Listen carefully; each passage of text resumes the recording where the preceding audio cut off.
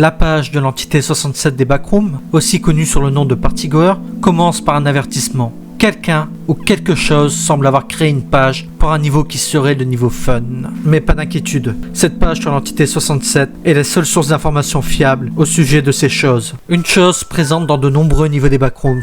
Une entité reconnaissable par des éléments qui représentent une fête. Ils semblent appâter leurs victimes avec des ballons. Et bien que lents, ils sont capables de vous piquer pour vous transformer en l'un d'entre eux. Le processus physique prend pas mal de temps, là où celui mental est quasi instantané. Vous l'aurez compris, ces entités semblent s'apparenter à une sorte de zombies, convertissant leurs victimes, juste possédant une intelligence plus développée.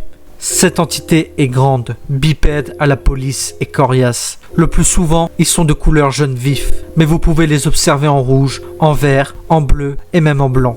Ils ont un sourire sur le visage, pouvant utiliser des machines comme des ordinateurs, voire même utiliser du code pour changer la base de données du MEG. Ils ont la capacité de no-clipper de n'importe quel niveau afin de vous traquer. Leur base serait le niveau fun, où ils font la fête sans s'arrêter. Ces fêtes, plutôt morbides, visent à transformer puis dévorer des vagabonds, transformés en cupcakes ou en gâteaux. Ce niveau se trouve juste derrière une fenêtre au niveau 188 et également au-dessus du plafond du niveau 1. Cependant, un doute persiste. Après tout, ce smiley présent à la fin de l'article n'est pas leur symbole?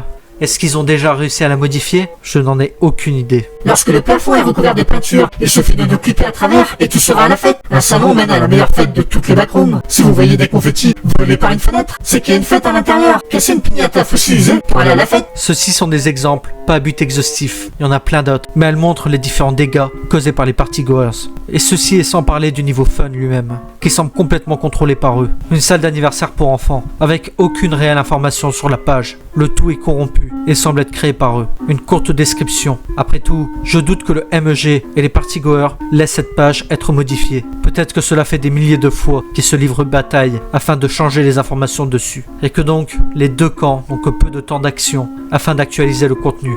La force réelle des partygoers est inconnue, mais on peut les considérer comme intelligents. Ils sont capables de tenir tête à la plus grande faction des backrooms et auraient éliminé une entité à part entière, les party poopers, et ce en une journée au niveau 52. Cette entité disparue, on avait juste marre des partygoers, qui faisaient constamment la fête. Ils en ont malheureusement payé le prix cher. Concernant leur chef, le party host, il est soit décrit comme un partygoer plus fort que la normale, d'autres fois comme un gâteau géant avec un œil au centre. Il est le chef des partygoers, son signe distinctif n'étant pas le smiley qu'on connaît, mais celui-ci. Il a été découvert suite à une manifestation niveau 20, où les partygoers et un party host auraient été tués par des agents du MEG. Il existe sûrement encore plein de détails, dont je n'ai pas encore l'accès. Mais malgré tout, une chose me rend perplexe. Un détail me gêne concernant les partygoers. Des entités hyper intelligentes qui se trahissent en laissant des smileys sur les pages, rendant évident les traces de leur passage. Ma première hypothèse, c'est que malgré que la plupart des vagabonds savent pour le smiley, les nouveaux venus sont susceptibles de se faire avoir, et ce pourcentage est suffisamment intéressant pour que les partygoers continuent. La seconde, et celle que je trouve le plus probable, c'est que l'entité étant assez enfantin et immature, essaye peut-être de narguer le MEG, leur faisant comprendre qu'ils ont encore une fois réussi à trafiquer une page, dans un jeu de pression mentale, où l'un essaye de faire comprendre à l'autre qu'il est le plus fort. Je me suis toujours demandé comment un partygoer faisait pour modifier les informations d'une page. Est-ce que la base du MEG serait donc si fragile, ou sont-ils juste de très bons hackers? De nouveau, mon interprétation personnelle vient de leur origine.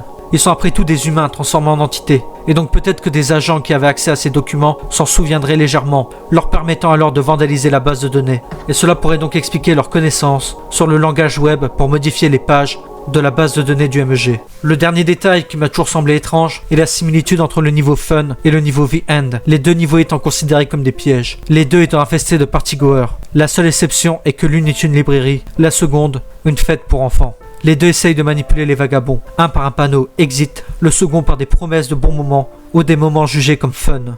Je pense à titre personnel que le niveau The End est leur seconde base. Je ne serais pas étonné qu'un party host ou une entité encore méconnue y réside et qui soit en lien avec les partygoers.